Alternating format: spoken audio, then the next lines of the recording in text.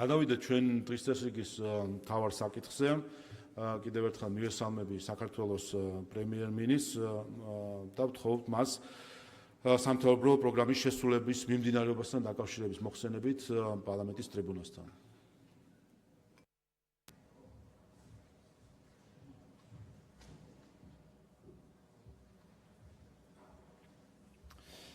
მოგესალმებით ბატონო თავმჯდომარე, მოგესალმებით ძვირფასო პარლამენტის წევრებო, მოგესალმებით სრულიად საქართველოს კათოლიკოს პატრიარქს, უწმინდეს და უნეტარეს მესამეს უღრმეს მადლობას გიხდით მობრძანებისთვის, მოგესალმებით საპატრიარქოს წარმომადგენლებს, მოგესალმებით კონსტიტუციური ორგანოების ხელმძღვანელებს, კონსტიტუციური თანამდებობის პირებს, მოგესალმებით საქართველოს თავდაცვის მეთაურს, მოგესალმებით ავტონომიური რესპუბლიკების მთავრობებისა და მაღლით საბჭოების თავმჯდომარეებს, მოგესალმებით დედაქალაქის მერს, მოგესალმებით მედიის წარმომადგენლებს, მოგესალმებით პარლამენტის სტუმრებს, მოგესალმებით ჩემს კოლეგებს, საქართველოს მთავრობის წევრებს, მოგესალმებით ძვირფას საზოგადოებას.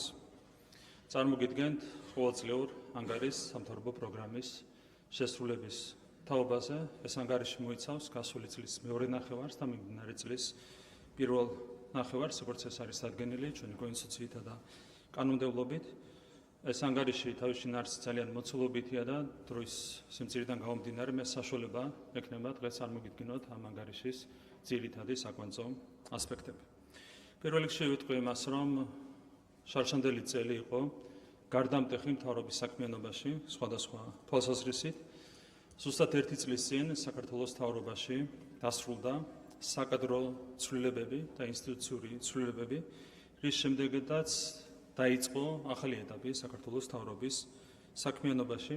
ამ წლის განმავლობაში თვისებრივად გაუმჯობესდა მართვის სისტემა საქართველოს მთავრობაში და ეს იყო მთავარი გარდამტეხი ცვლილება, რაც განხორციელდა ჩვენს ქვეყანაში ამ თვალსაზრისით. ეს საკადრო ცვლილებები ეხებოდა უშუალოდ სამთავრობო უწყებებს და მთავრობასთან დაკავშირებულ უწყებებს. მათ შორის ხაზი მინდა გაუსვა იმ ფაქტს, რომ საქართველოს მთავრობაში შეიქმნა მთავრობის ეფექტიანობის დეპარტამენტი, რომელიც აქტიურად არის დაკავებული ხარჯების ოპტიმიზაციის უზრუნველყოფით.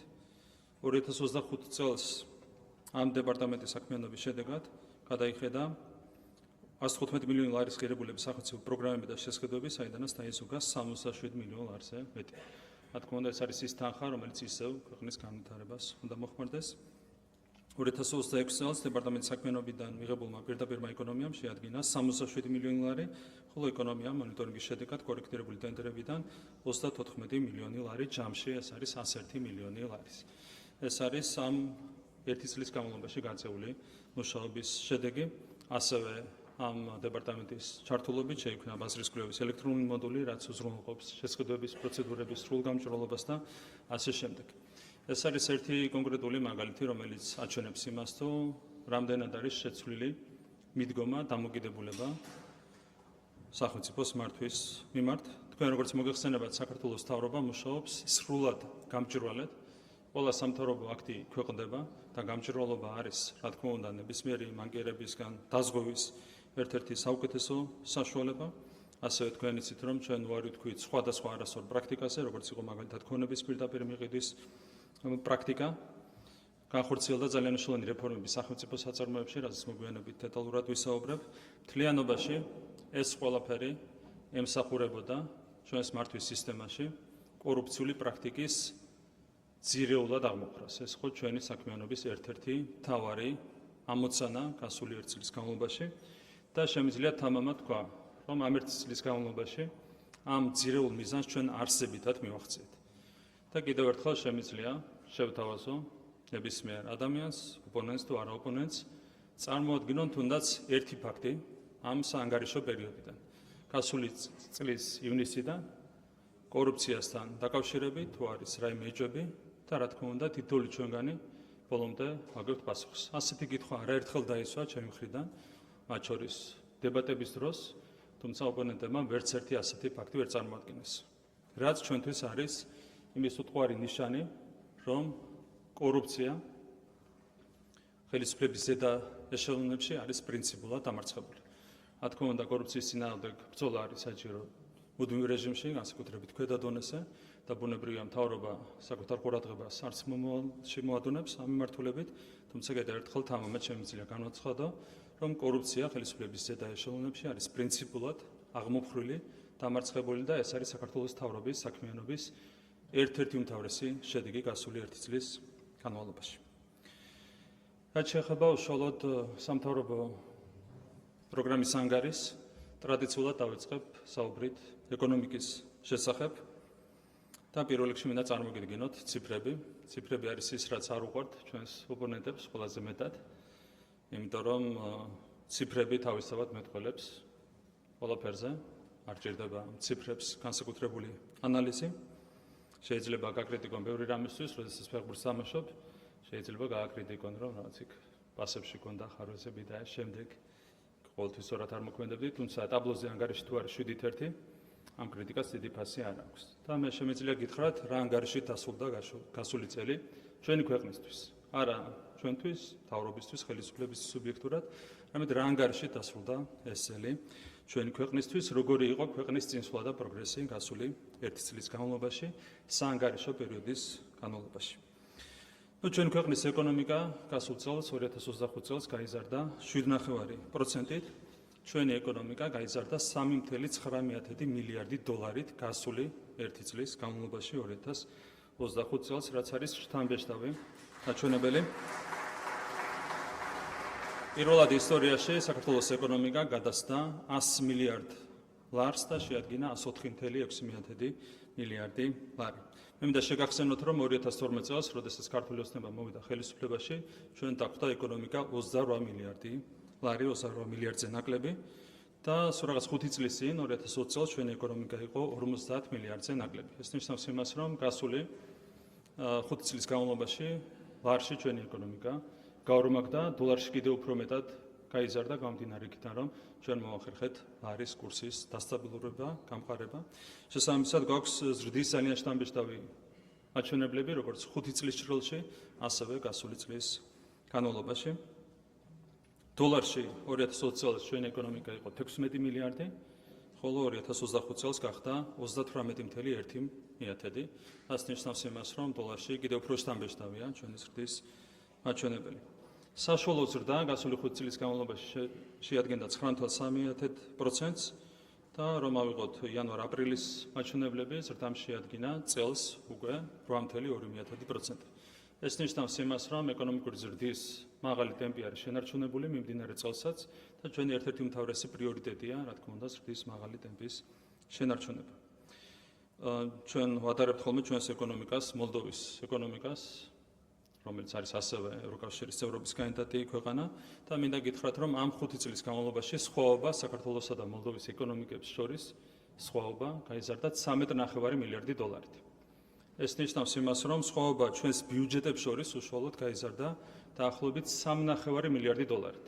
თქვენ იცით, რომ მოლდოვას ამადლიან სესხებს, რომელსაც აძლევენ ამ წლების განმავლობაში, ეს სესხებიც არ შველის მოლდოვას იმაში, რომ გაუმჯობესოს საკუთარი ეკონომიკური მაჩვენებლები. კიდევ ერთხელ, ამ 5 წლის განმავლობაში მოლდოვას ეკონომიკებს შორის სხვაობით გავასწარით 13.5 მილიარდი დოლარით, ბიუჯეტებს შორის 3.5 მილიარდი დოლარით, რაც თავისთავად ბევრ რამეზე მეტყველებს.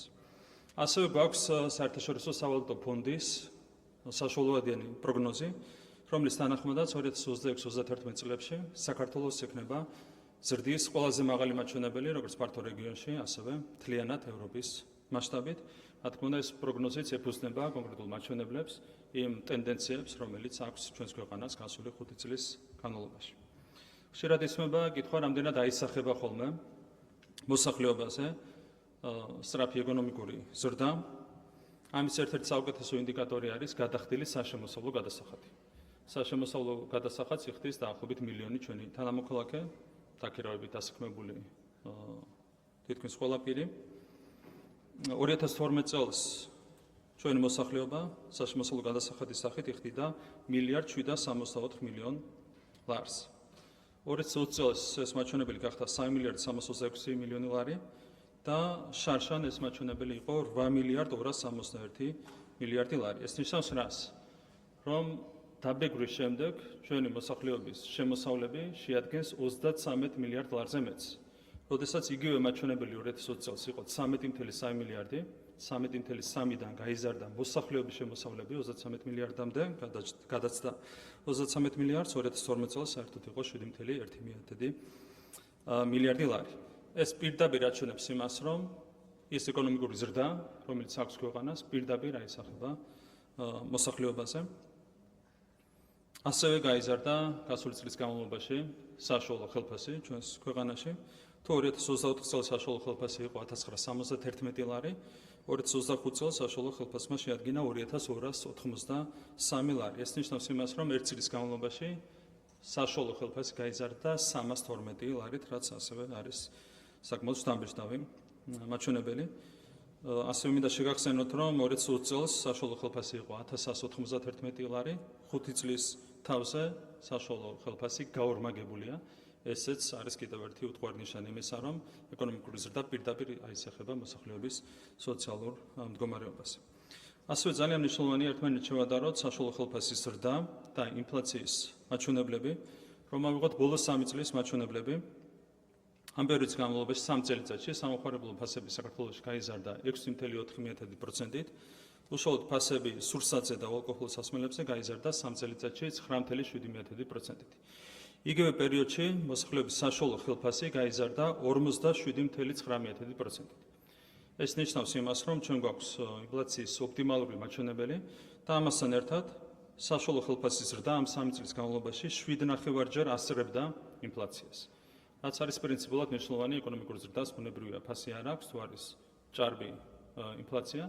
ამ შემთხვევაში პირდაპირ ადასტურებს ეს მონაცემები იმას, რომ ეკონომიკური ზრდა, ხელფასის უпроსწორად საშუალო ხელფასის ზრდა 7.5-ჯერ ასწრებდა ინფლაციას.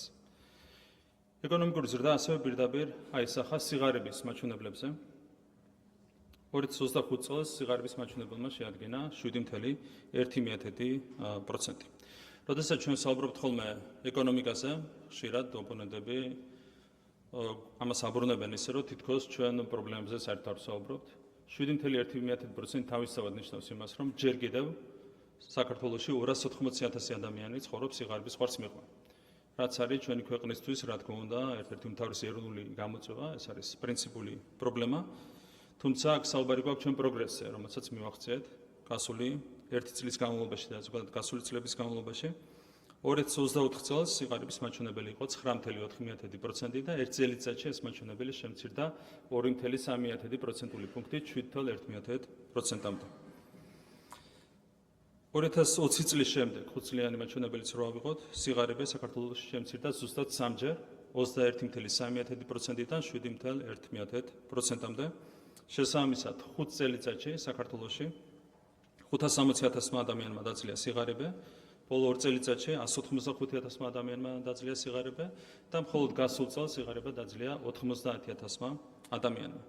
ეს არის ერთ-ერთი მთავარი ინდიკატორი იმისა, რომ ჩვენი ეკონომიკური პოლიტიკა მუშაობს, თუმცა რა თქმა უნდა პრობლემები ჯერ კიდევ არსებობს, კიდევ ერთხელ ვიტყვი, ვიდრე არათუ 280,000 ადამიანი, ვიდრე თუნდაც 280 ადამიანი საქართველოში რჩება სიღარიბის ხვარს მიღმა, რა თქმა უნდა ჩვენ ვერ ვიქნებით კმაყოფილები და ვერ დაგვეუფლება თვითკმაყოფილება.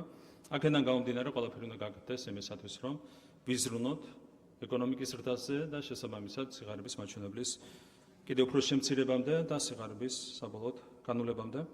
ჩვენ 2012 წელს დაგვხვდა ძალიან მძიმე მაჩვენებელი, 30% იყო სიღარიბე, 1.100,000-ზე მეტი ადამიანი ცხოვრობდა სიღარიბის ხვარს მიღმა და ეს მაჩვენებელი არის, როგორც ვთქვი, შემცირებული 280,000-მდე. იმ ტემპით, რომელიც გვაქვს აღებული, საქართველოში სიღარიბის აღმოფხვრა, სრულად აღმოფხვრა არის შესაძლებელი 2029 წლისთვის. რაც ვერ იქნებოდა საოცნებოც კი 2012 წელს, ის არის აბსოლუტურად რეალური, პრაქტიკულად მოკლევადიან პერიოდში. 2029 წლისთვის შეიძლება საქართველოში სრულად აღმოიფხვრა სიღარიბე იმ ტემპების მიხედვით, რომელიც ჩვენ ქვეყანას აქვს აღებული, განსაკუთრებით გასული 5 წლის განმავლობაში. საქართველოს გამოირჩეოდა ფისკალური კონსოლიდაციის ძალიან მაღალი მაჩვენებლით. შარშან ინფლაცია იყო 3.9%, რაც არის გონივრული მაჩვენებელი, ოპტიმალური მაჩვენებელი. ბიუჯეტის დეფიციტი შეადგენდა მთლიანი შიდა პროდუქტის 0.3%-ს. მიმდინარე ანგარიშის დეფიციტი იყო 2.6%, რაც განახევრდა 2024 წლის მაჩვენებელთან შედარებით, როცა მიმდინარე ანგარიშის დეფიციტი იყო 5.3%. ესეც არის ძალიან მნიშვნელოვანი პროგრესი, რომელსაც ქვეყანა მიაღწია. საქონლის ექსპორტი გაიზარდა 11.2%-ით 2025 წელს წინა წელთან შედარებით და მიაღწია რეკორდულ 7.3 მილიარდ დოლარს.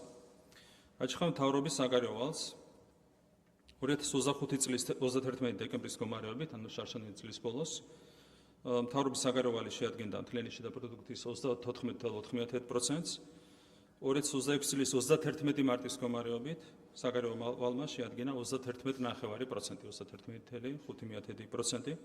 მე მინდა შეგახსენოთ, რომ 2020 წელს მთავრობის საგარეო ვალმა გადააჭარბა 60%-ს და ჩვენ მოახერხეთ ამ მაჩვენებლის ჩამოყვანა 31.5%-მდე, რაც არის, რა თქმა უნდა, მთავრობის ძალიან სერიოზული ძალისხმევის შედეგი. 2025 წელს პირდაპირ უცხოური ინვესტიციები გაიზარდა 7.6%-ით და შეადგინა დაახლოებით 1.7 მილიარდი დოლარი. სესხების დოლარიზაციის მაჩვენებელი შემცირდა 42.4%-მდე. ძალიან მნიშვნელოვანია, რა თქმა უნდა, ლარის კურსის სტაბილურობა და თქვენ იცით, რომ 2.60 პარკლებში სტაბილურად არჩუნდებოდა ლარის კურსი და ახლა 2.65-ზე ქვემოთ არის ჩამოსული.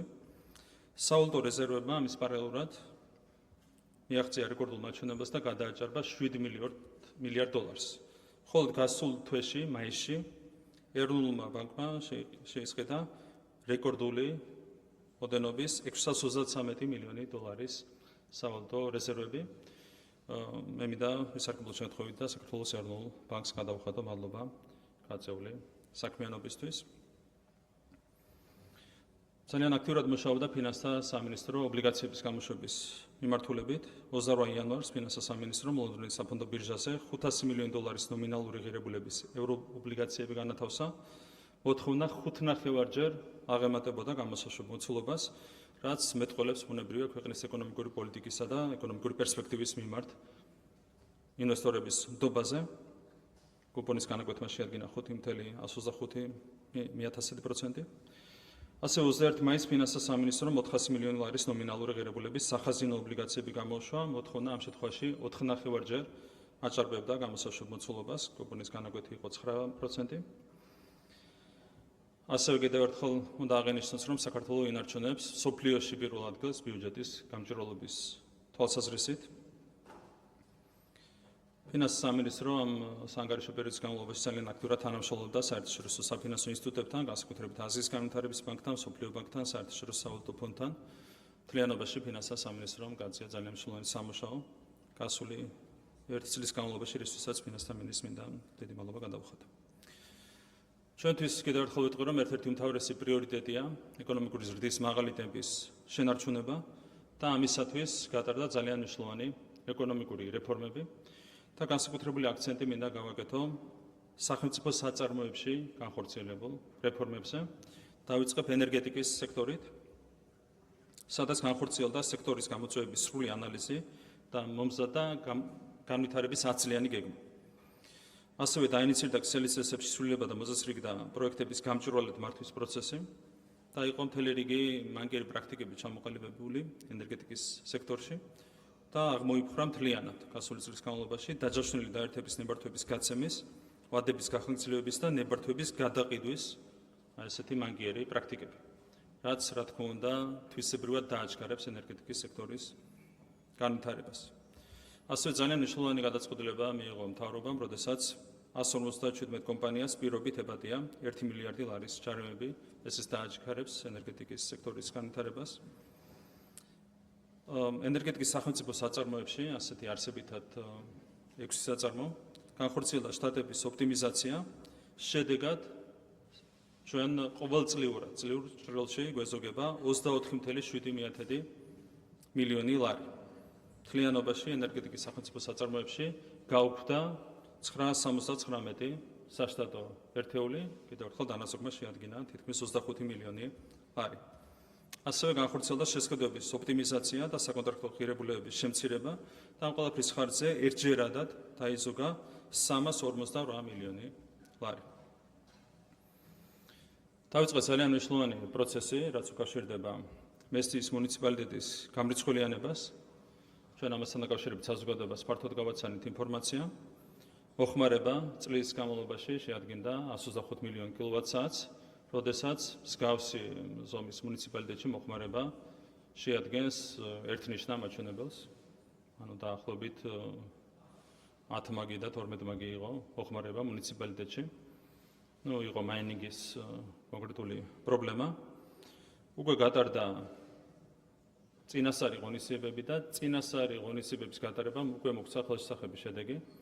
ივნისის გასული პერიოდის მონაცემებით უკვე შემცირებულია წინა წლის შესაბამის პერიოდთან შედარებით ელექტროენერგიის მოხმარება დაახლოებით 35%-ით. წინასწარი ზომების გატარების შედეგად უკვე. როდესაც დასრულდება გამრიცხველიანების პროცესი, რა თქმა უნდა, მთლიანად მოწესრიგდება სისტემა და რა თქმა უნდა, ეს არის მნიშვნელოვანი კეთილსინდისიერი გადახვედებისთვის, მოხმარებლებისთვის. ასევე მოგახსენებთ, რომ გრძელდებოდა გაზიფიკაციის პროცესი. გაზის მიწოდების ქსელში საანგარიშო პერიოდის განმავლობაში ჩაერთო 60-ზე მეტი დასახლებული პუნქტი, დაახლოებით 10,000 აბონენტს მოიცავს, 10,000 ოჯახს. ეს პროცესი. ძალიან მნიშვნელოვანი მოლაპარაკებები ვაწარმოეთ ჩვენს მეგობარ ქვეყანასთან, აზერბაიჯანთან, გაზის მიწოდებასთან დაკავშირებით, რაც აქვს პრინციპული მნიშვნელობა ბუნებრივად ჩვენი ქვეყნისთვის.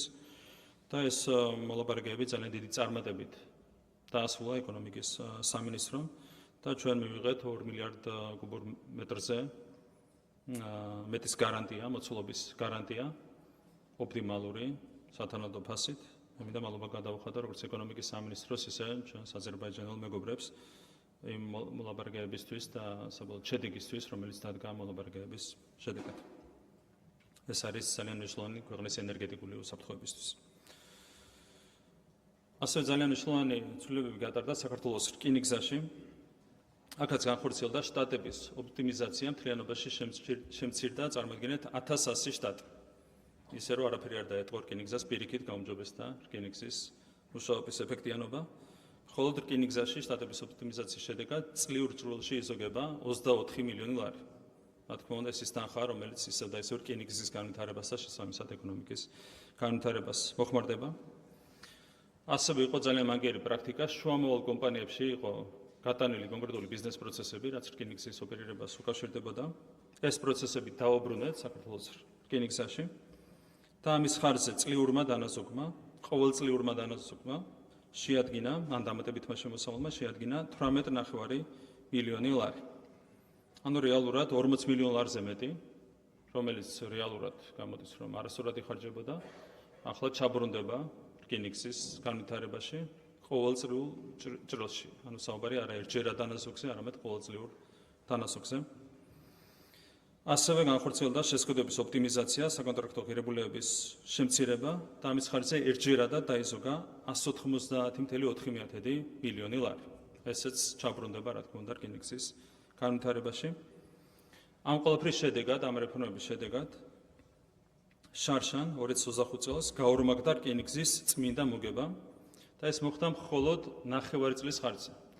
ბატონი ილაშ აბაშიძე რკინიგზის ხელმძღვანელად დაინიშნა თორსტები შარშან მაისში, ანუ უკვე იწურებოდა წლის პირველი 9 და მხოლოდ 9 წლის ხარჯზე და 9 წლიანი, ასე ვთქვათ, ოპტიმიზაციის ხარჯზე ხედავთ, რომ გაორმაგებულია რკინიგზის შემოსავლები, გაიზარდა თვისებრივად საოპერაციო მოგების მარჟა 25%-დან 16%-მდე რეფორმების შედეგად. 2024 წელს თუ იყო რკინიგზის წმინდა მოგება 68 მილიონი ლარი, 2025 წელს შეადგინა 155 მილიონი ლარი. ხედავთ, რამდენად შთამბეჭდავია რეფორმის შედეგები. ასევე შეიქმნა რკინიგზის განვითარების 10 წლიანი და 3 წლიანი გეგმები. 2026-28 წლების გეგმის მიხედვით დაგეგმილია 50 ახალი ლოკომოტივის და 1500 ახალი ვაგონის შესყიდვა, ასევე ავტომატიზებული სისტემების დანერგვა და ამ ყველაფრის შედეგად რკინიგზის გამტარუნარიანობა გაიზრდება 15-დან 30 მილიონ ტონამდე. გაორმაგდება რკინიგზის გამტარუნარიანობა. ასევე ჩვენ შევიძენთ 10 ახალ სამგზავრო მატარებელს, ამის შედეგად სამგზავრო გადაყვანები, რომელიც არის ახლა წამგებიანი, გახდება მთლიანად მომგებიანი, დღეს სუბსიდირებულია და გახდება მომგებიანი. გაიზრდება მგზავრების გამტარუნარიანობა 2-დან 5 მილიონამდე, 2.5-ჯერ გაიზრდება მგზავრების გამტარუნარიანობა საქართველოს რკინიგზაში. ასევე რკინიგზას დაემატება ქუთაისის მიმართულება, აღდგება ქუთაისის მიმართულება. წელს დასრულდება თბილისი-ბათუმისა, თბილისი-ახალციხის რკინიგზის რეაბილიტაცია. ახალციხის მონაკვეთი საერთოდ გაჩერებული იყო წლების განმავლობაში. ამ ყველაფრის შედეგად გადაადგილების დრო არსებითად შემცირდება. თბილისი-ბათუმის მონაკვეთზე გადაადგილების დრო თუ შეადგენს ახლა 5.5 საათს, შემცირდება 4 საათამდე, საათნახევრით. და რაც შეეხება ახალციხეს, თავის დროზე როცა მოქმედებდა ეს რკინიგზა, 6 საათი ჭირდებოდა გადაადგილებას, დაჭირდება 3 საათი შემცირდება გადაადგილების დრო 2-ჯერ. ასევე დაიწყება ძალიან მალე ანაკლიის 18 კილომეტრიანი სარკინიგზო ხაზის მშენებლობა და ასევე ეს მნიშვნელოვანია ტურისტული თვალსაზრისითაც განხორციელდება ბორჯომ-ბაკურიანის სარკინიგზო ხაზის, ისტორიული სარკინიგზო ხაზის, ეგრეთ წოდებული კუკუსკის რეაბილიტაცია. ეს რაც შეეხებოდა რკინიგზას, ხედავთ რამდენად შთამბეჭდავია ცვლილებები, რომლებიც განხორციელდა და ეს ყველაფერი არის კიდევ ერთხელ მართვის სისტემის ზოგადად გაუმჯობესების შედეგი, რაც კონკრეტულად აისახა კონკრეტულად რკინიგზასაც. საქართველოს პოსტა იყო წამგებიანი ორგანიზაცია მთელი ამ გასული წლების განმავლობაში. განხორციელდა აქაც შტატების ოპტიმიზაცია, წლიურ ჭრილში დაიზოგება 2.5 მილიონი ლარი, 102 შტატი შემცირდა საქართველოს პოსტაში და აქაც უკეთესად ფუნქციონირებს ამ შემცირების შემდეგ საქართველოს პოსტა. ასევე დაიგმილია 20 წამგებიანი სერვის ცენტრის ოპტიმიზაცია, აქედან თანაზოგი იქნება 1.100.000 ლარი. აქაც იყო შრომაულ კომპანიებში გატანილი ბიზნეს პროცესები, დაბრუნდება პოსტაში და ამის შედეგად პოსტის ყოველწლიური დანაზოგი და დამატებით შემოსავალი შეადგენს 14.2 მილიონ ლარს. ყოველწლიურ შემოსავალზეა საუბარი. ასევე აღდგა საჰაერო ტერმინალის ფუნქცია, რის შედეგადაც პოსტა მიიღებს დამატებით 1.3 მილიონი ლარის ყოველწლიურ შემოსავალს. გაფორდა ძალიან მნიშვნელოვანი ხელშეკრულება თურქეთის ავიახაზებთან, გაუქმდა სატერმინალო გადასახედი და განახორციელა პოსტის გაგზავნის ტარიფი. ასევე 5 ავიაკომპანიასთან მიმდინარეობს მსგავს ტიპის მოლაპარაკებები, რომლის დასრულების შემდეგ პოსტის მოსალოდნელი დამატებითი ყოველწლიური შემოსავალი იქნება 4.3 მილიონი ლარი. ხარჯების ოპტიმიზაციის მიზნით ქვეყნის შიდა გზავნილებისთვის დაიწყება საქართველოს რკინიგზის და შიდა ავიარეისების გამოყენებაც. ბოლო 5 წლის განმავლობაში საქართველოს პოსტა წელს პირველად გავა მოგებაზე. პირველად მთელი ამ წლების განმავლობაში გავა მოგებაზე. შარშანდელი წელი შედარებისთვის პოსტამ დაასრულა 7 მილიონი ლარის ზარალით. დაგროვილია დავალიანება, სავარაუდოდ წლის ბოლომდე მთლიანად გაისტუმრებს დავალიანება საქართველოს პოსტა და მომავალი წლიდან უკვე მასშტაბურ მოგებაზე გავა, წლევანდელი წელიც იქნება მომგებიანი. საზღვაო სექტორში განხორციელდა ასევე მნიშვნელოვანი ცვლილებები. საზღვაო ტრანსპორტის სააგენტოში საკადრო ოპტიმიზაცია განხორციელდა, აქ თანაზოგმა შეადგინა 250.000 ლარი. სტრუქტურული ოპტიმიზაციის და ტარიფების ცვლილების შედეგად შემოსავალი გაიზარდა 47%-ით 9.4 მილიონი ლარიდან 13.8 მილიონ ლარამდე. ასევე გაციფრულდა სახელმწიფო სერვისები, რის შედეგადაც გემების მიღების პროცედურები 24 საათიდან შემცირდა 1 საათამდე. დაიწყო მსხვილტონაჟიანი ტანგერების მიღებაც. საზღვაო ნავსადგურებსა და ტერმინალებში გადამუშავებული ტვირთების რაოდენობა გაიზარდა 7%-ით გასული სანგარიშო წლის განმავლობაში. საზღვაო ნავსადგურებში გატარებული კონტეინერების რაოდენობა გაიზარდა 17%-ით. 30% გაიზარდა საბორნე გადაზიდვები საქართველოს ნავსადგურებში და 540.000 ტონას გადააჭარბა. გუშინ ჩვენ დავანონსეთ ძალიან მნიშვნელოვანი პროექტის დაწყება, ფოთში შენდება ახალი ნავმისადგომი, ამერიკული საფინანსო ინსტიტუტის მხარდაჭერით. ასევე თქვენ იცით, რომ აქტიურად მიმდინარეობს სამუშაოები ანაკლიის ღრმაწლოვან პორტზე, ეს არის დაღრმავების და ტალღამტეხის მოწყობის სამუშაოები.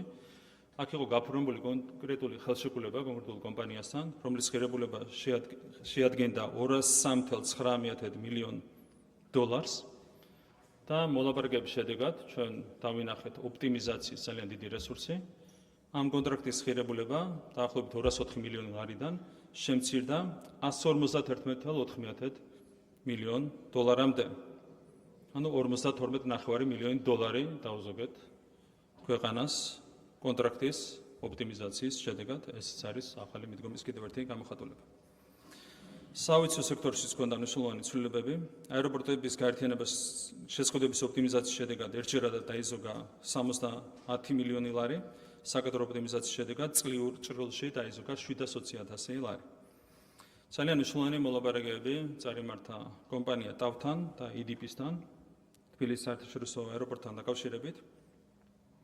გაგრძელდა ხელშეკრულება 5 წლის ვადით და კონტრაქტის გადაგრძელების შედეგად აეროპორტების გაერთიანებამ ერთჯერადად მიიღო 25 მილიონი დოლარის შემოსავალი. უზრუნველყოფილი იქნა 150 მილიონი დოლარის ინვესტიციის მოზიდვა. ამ ყველაფრის შედეგად თბილისის მოქმედი აეროპორტის გამტარუნარიანობა გაიზრდება 53%-ით და ამ ხელშეკრულების შედეგად 4-ჯერ გაიზრდება თბილისის საერთაშორისო აეროპორტიდან სახელმწიფოს წლიური შემოსავლები. აქაც მადლობა ეკონომიკის სამინისტროს იმისათვის, რომ ძალიან ეფექტიანად წარიმართა მოლაპარაკებები ჩვენს უცხოელ პარტნიორებთან. ქუთაისის აეროპორტში დაინერგა საზღვრის კვეთის ელექტრონული სისტემა და მგზავრის გატარების დრო შემცირდა 3-ჯერ. ქვეყანაში მოქმედი ავიაკომპანიების რაოდენობა გაიზარდა 62-დან 82-მდე. 20 ახალი ავიაკომპანია დაემატა ქვეყანას, ვინც ოპერირებს საქართველოში. ავიამიმართულებების რაოდენობა გაიზარდა 109-დან 125-მდე. ეს არის ეკონომიკის სამინისტროს ძალისხმევის შედეგი. მათ შორის დაგვემატა პეკინის, შანხაის, ლონდონის, ჟენევის მიმართულებები, მთელი რიგი სხვა მიმართულებები. ასევე აქტიურად მიმდინარეობს მოლაპარაკებები 18 ავიაკომპანიასთან ბაზარზე ოპერირების დაწყებისა და ავიამიმართულებების დამატების მიზნით. სამოქალაქო ავიაციაში გადაზიდული ტვირთების მოცულობა გაიზარდა 54%-ით გასული წლის განმავლობაში. გადაყვანილი მგზავრების რაოდენობა გაიზარდა 14%-ით. ჩვენმა აეროპორტებმა გასულ წელს რეკორდული რაოდენობის 8,5 მილიონი მგზავრი გაატარა. რეისების რაოდენობა გაიზარდა 7,5%-ით. 2025 წელს ქართულ ბაზარზე ოპერირების უფლება 13 ახალ ავიაკომპანიას მიანიჭა, როგორც უკვე მოგახსენეთ.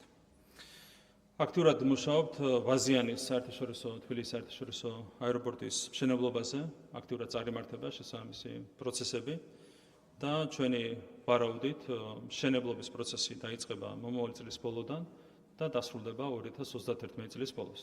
მას შემდეგ რაც ამოიწურება არსებულ აეროპორტთან ხელშეკრულება, უკვე დაიწყებს ოპერირებას ახალი საერთაშორისო აეროპორტი, რომელიც მოემსახურება დაახლოებით 20 მილიონ მგზავრს.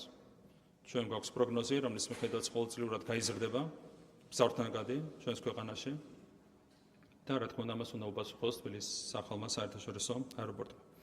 ასევე მალე დაიწყება თელავის აეროპორტის და მესტიის აეროპორტის ახალი ტერმინალის მშენებლობა, დაიწყება მშენებლობა მომავალი წლის ოქტომბერში და დასრულება არის ნავარაუდები 2028 წლის ბოლომდე. ანუ ახალი აეროპორტი გვექნება თელავში შიდა ავიამიმოსვლისთვის და გვექნება მესტიის აეროპორტში სრულად ახალი ტერმინალი. რაც შეეხება სახმელეთო სექტორს, აქაც განხორციელდა ძალიან მნიშვნელოვანი საკადრო, საოპერაციო შეწყვეტების ოპტიმიზაციის პროცესი, დაიზოგა წლიურად 334.000 ლარი. ნებართვების გაცემის პროცესი გახდა გამჭვირვალე, სამართლიანი. აგვეთა ნებართვების გადაყიდვის პრაქტიკა, ასეთი მანგერი პრაქტიკა იყო ჩამოყალიბებული და 6214 გადამზიდველი მოექცა თანაბარ პირობებში. გადამზიდველთა 4 ასოციაციას ჩამოერთვა და სააგენტოს დაუბრუნდა ნებართვების განაწილების უფლება, აქაც ეს მანგერი პრაქტიკა იყო ჩამოყალიბებული, შუამავლებით ოპერირების პრაქტიკა. პარტნიორ ქვეყნებთან მოლაპარაკების შედეგად ნებართვების კვოტები გაიზარდა 10%-ით. განხორციელდება არასერტიფიცირებული ავტოსადგურების სერტიფიცირება, ყველა მუნიციპალიტეტში იფუნქციონირებს სულ მცირე ერთი სერტიფიცირებული ავტოსადგური. პირველი კატეგორიის სატრანსპორტო საშუალებების ზემოქმედება, სავალდებულო პერიოდული ტექნიკური ინსპექტირება, გაციფრულდება რეგიონში პარტნიორ ქვეყნებთან არსებული სატვირთო და სამგზავრო ნებართვები. ეს რაც შეეხება სახმელეთო სექტორს. ძალიან მნიშვნელოვანია ის პროგრამები, რომლებიც არის განკუთვნილი მეწარმეობის ხარდაჭერისთვის, პირველ რიგში აწარმოეს საქართველოში. ამ პროგრამის ფარგლებში სანგარიშო პერიოდში დაფინანსდა 1279 მეწარმე სუბიექტი. ასევე ძალიან მნიშვნელოვანია საკრედიტო საგარანტიო სქემის სახელმწიფო პროგრამა, აქ დაფინანსდა 303 კომპანიის 345 პროექტი და ამ ყველაფრის შედეგად შეიქმნება 1900 ახალი სამუშაო ადგილი. აწარმოეს საქართველოს ინდუსტრიული ნაწილი, აქ დაფინანსდა 467 კომპანიის 553 პროექტი, ჯამბრის საინვესტიციო მოცულობა შეადგენდა 824 მილიონ ლარს, შეიქმნება 4000 სამუშაო ადგილი. მიკრომეწარმეობის ხარდაჭერის პროგრამა 31 მილიონ ლარის 686 ცესხი გაიცა. აქტიურად მუშაობთ ინოვაციების და ტექნოლოგიების მიმართულებით და აქ ხასკაუსო ქუთაისის ტექნოლოგიური ჰაბის პროექტს, რომელიც ძალიან აქტიურად ხორციელდება და ძალიან მალე შეიქმნება ეს ჰაბი ძალიან მნიშვნელოვან ქალაქში ქუთაისში. ტურიზმი 2025 წელი იყო რეკორდული შემოსავლების თვალსაზრისით. ტურიზმიდან შემოსავლება შეადგინა 4,7 მილიარდი დოლარი გასულ წელს. 2025 წელს უმასპინძლეთ 7,8 მილიონ საერთაშორისო მოგზაურს. აქედან 5,522,000 იყო ტურისტული ვიზიტი. ამ ნაწილში გვაქვს 8,4% ზრდა. მიუხედავად იმისა, რომ იყო კონფლიქტი ახლო აღმოსავლეთში, რაც დაეთყო ბუნებრივია ტურისტულ ნაკადებს, ტურიზმიდან შემოსავლები ამის მიუხედავად 2026 წლის პირველ კვარტალშიც გაიზარდა 0,5%. ანუ შემცირება არ ქონია მიუხედავად სერიოზული პრობლემისა. ამავე კვარტალში, წინა წლის შესაბამის კვარტალთან შედარებით, საქართველოს აეროპორტები მოემსახურა 4,3%-ით მეტ გზავრს, 1,600,000 მეტი იყო მგზავრთა რაოდენობა, შესრულდა 7,800 რეისი. ამ პერიოდის განმავლობაში გაიხსნა 20 ახალი სასტუმრო, დაახლოებით 1000 სასტუმრო ნომრით. დღევანდელი მდგომარეობით საქართველოში ფუნქციონირებს 2691 სასტუმრო 53,000 ნომრით. ძალიან მნიშვნელოვანი მარკეტინგული აქტივობები ხორციელდებოდა ეკონომიკის სამინისტროს მიერ ჩვენთვის რადიკულ ბაზრებზე და ეს არის ერთ-ერთი მიზეზი იმისა, რატომაც ჩვენ ვახერხებთ ტურისტული ნაკადების მუდმივად მაღალ დონეზე შენარჩუნებას. ეკონომიკის სამინისტრომ განახორციელა ასევე ძალიან მნიშვნელოვანი ინიციატივა, რომელიც უკავშირდება შენობების ფასადების გადახურვისა და შემოღობის სტანდარტების დადგენას და ეს სტანდარტები შემოღებული იქნება 1 ივლისიდან. გვაქვს გარკვეული ხარვეზები არქიტექტურული გემოვნების კუთხით და კულტურის კუთხით და იმისათვის, რომ აქ წავახალისოთ პროცესების სწორი მიმართულებით განვითარება, ჩვენ გადაწყვეტეთ დაგვედგინა ფასადების გადახურვისა და შემოღობის სტანდარტები, რაც მთლიანობაში გაუმჯობესებს ჩვენი დასახლების იერსახეს, გვაქვს ულამაზესი ლანდშაფტები და ხშირად არქიტექტურა ხელს არ უწყობს ამ ლამაზ ლანდშაფტებს. ჩვენ გვინდა რომ არქიტექტურა შესაბამისობაში მოვიდეს ჩვენს ლანდშაფტებთან და ამას ემსახურება ეს ინიციატივა, რომელიც განხორციელდა ეკონომიკის სამინისტროში. მთლიანად ხედავთ, რომ გასული წელი იყო ძალიან წარმატებული ეკონომიკისა და მდგრადი განვითარების სამინისტროსთვის, უამრავი ფუნდამენტური რეფორმა განხორციელდა, უამრავი თანხა დაიზოგა 100-ობით მილიონი წლიურ ჯრდოში და ერთშერადად დაიზოგა ეკონომიკის სამინისტროს მიერ, რაც რა თქმა უნდა აისახება ქვეყნის შემდგომ ეკონომიკის განვითარებაზე. მადლობა ეკონომიკის მინისტრის გაწეული საქმიანობისთვის. რაც შეეხება ინფრასტრუქტურის მიმართულებას, განსაკუთრებულ მნიშვნელობას ვანიჭებთ გზების საგზაო ინფრასტრუქტურის განვითარებას. საანგარიშო პერიოდის განმავლობაში დასრულდა საუკუნის პროექტის რიკოთის შკაროსნული მაგისტრალის მშენებლობა, რაც არის ისტორიული მოვლენა ჩვენი ქვეყნისთვის. მთლიანობაში ეს მაგისტრალის სიგრძე შეადგენს 52 კილომეტრს, ეს არის 4-სოლიანი მაგისტრალი. გაიჭრა 51 გვირაბი და აშენდა 97 ხიდი. თავადაც ხედავთ, რამდენად მასშტაბური იყო გაწეული სამუშაოები. შედეგად 8 კილომეტრით შემცირდა გადაადგილების მანძილი და განახევრდა მგზავრობის დრო. ასევე საანგარიშო პერიოდის განმავლობაში გაიხსნა სამტრედია გრიგოლეთის 6 კილომეტრიანი მონაკვეთი. მთლიანობაში დღემდე დასრულებული მაგისტრალების სიგრძე შეადგინა 383 კილომეტრი. აქედან უშუალოდ აღმოსავლეთ-დასავლეთის მაგისტრალის შესაბამისი მონაკვეთის სიგრძე შეადგენს 319 კილომეტრს. იმდენად წელს უკვე გამოცხადდა 2,8 მილიარდ ლარზე მეტი ღირებულების 94 ტენდერი გზების მიმართულებით. წლის ბოლომდე დაგეგმილია 3 მილიარდ ლარზე მეტი ღირებულების 120-მდე ტენდერის გამოცხადება. გვაქვს ძალიან მკაფიო გეგმა, რომლის მიხედვითაც უნდა განვითარდეს საგზაო ინფრასტრუქტურა. უნდა დასრულდეს თბილისი-ბათუმის მაგისტრალის დარჩენილი მონაკვეთები. სამტრედიის ხიდი უნდა დასრულდეს 2028 წლისთვის. სამტრედია გრიგოლეთის დარჩენილი 6 კილომეტრიანი მონაკვეთი დასრულდება ზაფხულის ბოლომდე. გრიგოლეთ-ქობულეთის დარჩენილი 3 კილომეტრი დასრულდება 2026 წლის ბოლომდე, მინდვიანი წლის ბოლომდე. ასევე დაიწყება თბილისის შემოვლითი გზის მშენებლობა, რაც თბილისისთვისაც მნიშვნელოვანია და მთლიანობაში აღმოსავლეთ დასავლეთის მაგისტრალისთვის არის მნიშვნელოვანი. მეორე ლოტის მშენებლობა დაიწყება 2026 წელს, მიმდინარე წელს და დასრულდება 2030 წელს. მესამე ლოტი ასევე წელს დაიწყება და 2030 წელს დასრულდება. მეოთხე და მეხუთე ლოტები დაიწყება 2027 წლის დასაწყისში და დასრულდება 2029 წლის ბოლოს. ანუ შესაბამისად 2030 წლისთვის მთლიანად თბილისის შემოვლითი გზა იქნება დასრულებული. ასევე დავიწყებთ ბათუმის სარფის გზის მაგისტრალის მშენებლობას, წელსვე დაიწყება და დასრულდება 2031 წელს. ეს არის ძალიან რთული მონაკვეთი და ძალიან მნიშვნელოვანია საერთო გამტარუნარიანობისთვის. კახეთის მაგისტრალი, საგარეჯო ბადიაურის მონაკვეთი, მიმდინარე პროექტია და დასრულდება მომავალ წელს მისი მშენებლობა. არის მეოთხე და მეხუთე ლოტები, ბადიაური ბაკურციხე დაიწყება 2027 წლის პირველ ნახევარში, დასრულდება 2030 წელს. რუსთავის მაგისტრალი წელს დაიწყება და დასრულდება 2029 წელს. თბილისის სადახლო წითელი ხიდის მაგისტრალი დაიწყება მომავალ წელს და დასრულდება 2030 წელს.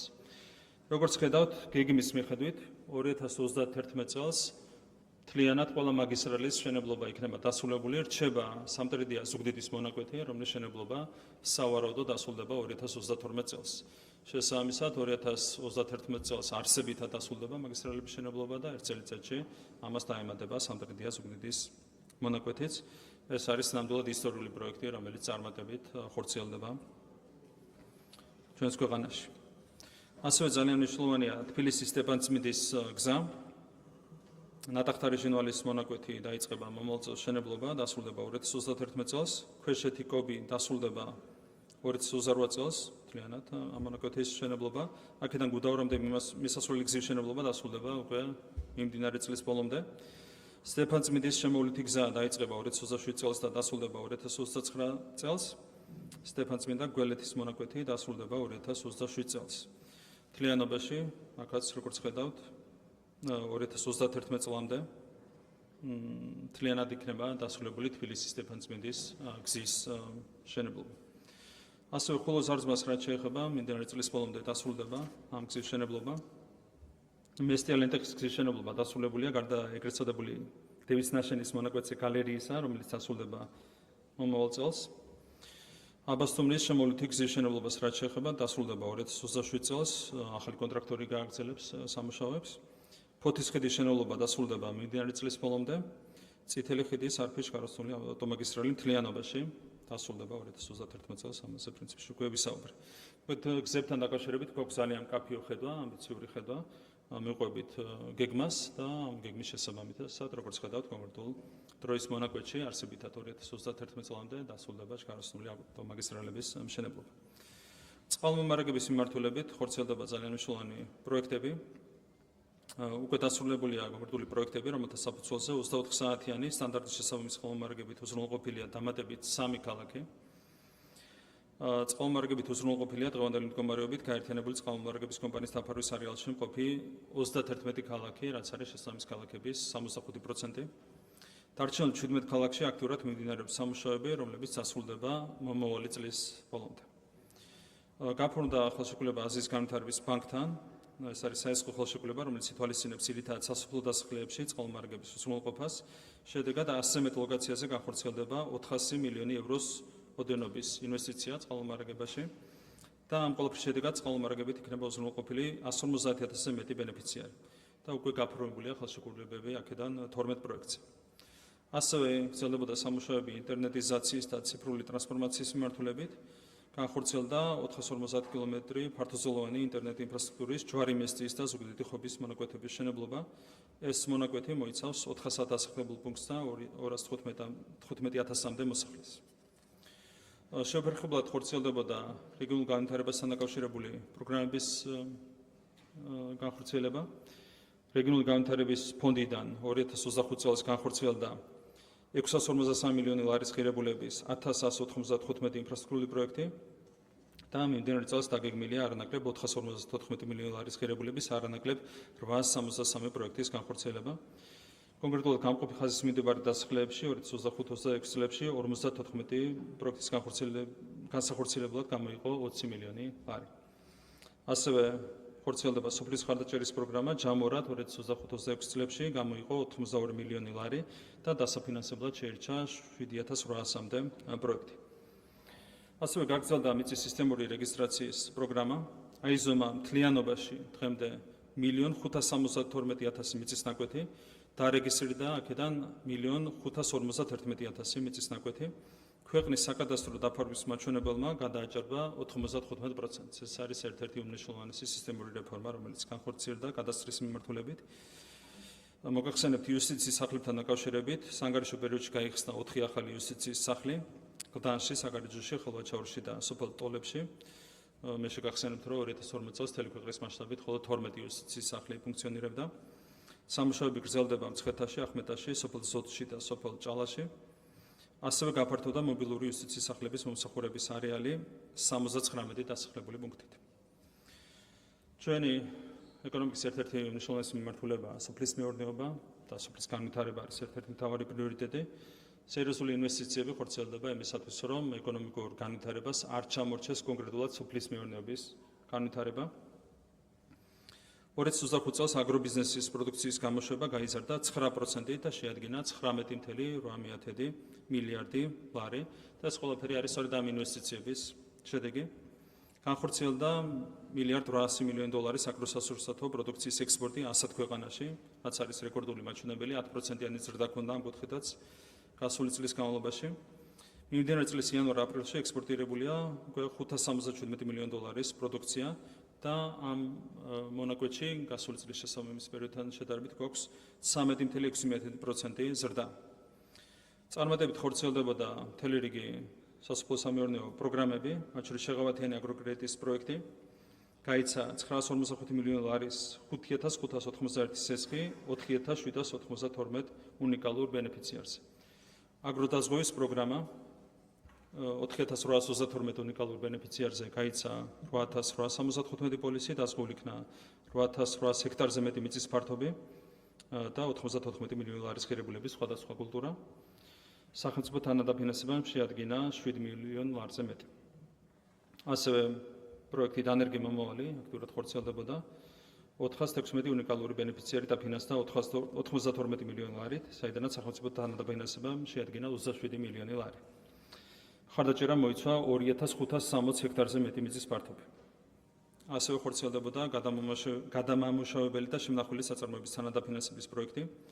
13 უნიკალურ ბენეფიციარს გაუფორმდა ხელშეკრულება, ინვესტიციამ შეადგინა 14.4 მილიონი ლარი, საიდანაც სახელმწიფო თანადაფინანსება იყო 4.3 მილიონი ლარი. აღარ ჩამოთვლი ყველა პროგრამას, ეს არის მერძეობის დარგის მოდერნიზაციის და ბაზარზე წვდომის პროგრამა, კოოპერატივების სასოფლო-სამეურნეო ტექნიკის დაფინანსების პროგრამა, თხილის წარმოების ხელშეწყობის პროგრამა, სასოფლო-სამეურნეო ტექნიკის თანადაფინანსების სახელმწიფო პროგრამა, აღამთიან დასახლების სამეწარმეო საქმიანობის ხელშეწყობის პროგრამა და მრავალი სხვა პროგრამა, რომელიც ხელს უწყობს მთლიანად ქვეყანაში სოფლის მეურნეობის განვითარებას, არის მასშტაბური ინვესტიციები, რაც ხორციელდება თითოეული ამ მიმართულებით. გრძელდება საირიგაციო და სადრენაჟო ინფრასტრუქტურის რეაბილიტაცია. სამელიორაციო მომსახურება გამჯობესდა 2455 ჰექტარ ფართობზე სანგარიშო პერიოდის განმავლობაში. ილტოს წყალსაცავის პროექტი არის ერთ-ერთი უმნიშვნელოვანესი პროექტი ჩვენი ქვეყნისთვის, კონკრეტულად კახეთის რეგიონისთვის. დასრულდა ტექნიკურ-ეკონომიკური კვლევა და გამოცხადდა ტენდერი დეტალური საინჟინრო პროექტის შესამუშავებლად. წარმატებით ჩადარდა რთველი 2025, ჩაბარდა 340.000 ტონა ყურძენი, რაც არის რეკორდული მაჩვენებელი. მე მინდა შეგახსენოთ, რომ 2012 წლისთვის, როცა ნულოვანი მხარდაჭერა იყო მევენახეობის მიმართ, მთლიანი მაჩვენებელი იყო 52.000 ტონა, რაც გაიზარდა 340.000 ტონამდე.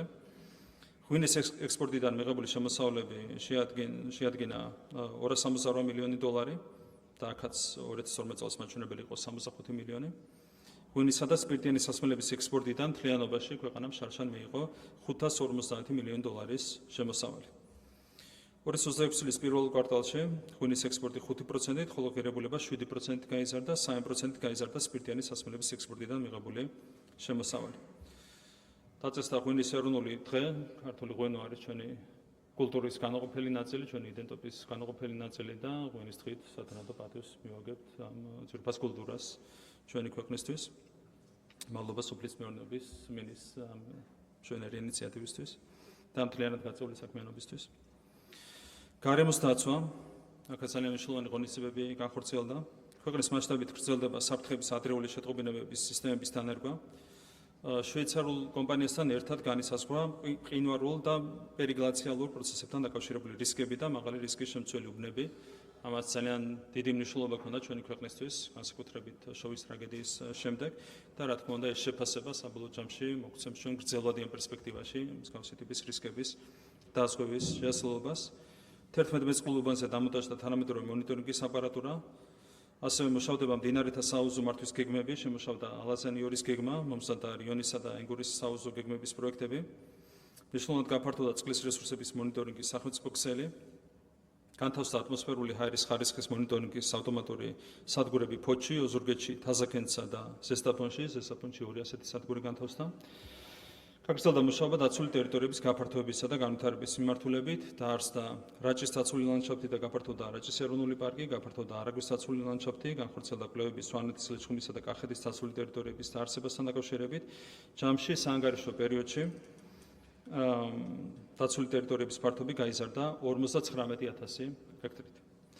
ტყის აღრიცხვის სამუშაოები განხორციელდა 126,000 ჰექტარ ფართობზე. მოეწყო 10 კილომეტრზე მეტი სიგრძის და რეაბილიტირდა 89 კილომეტრი სიგრძის სათხეო გზა. განხორციელდა ტყის აღდგენა განაშენიანების ღონისძიებები 3,355 ჰექტარ ფართობზე.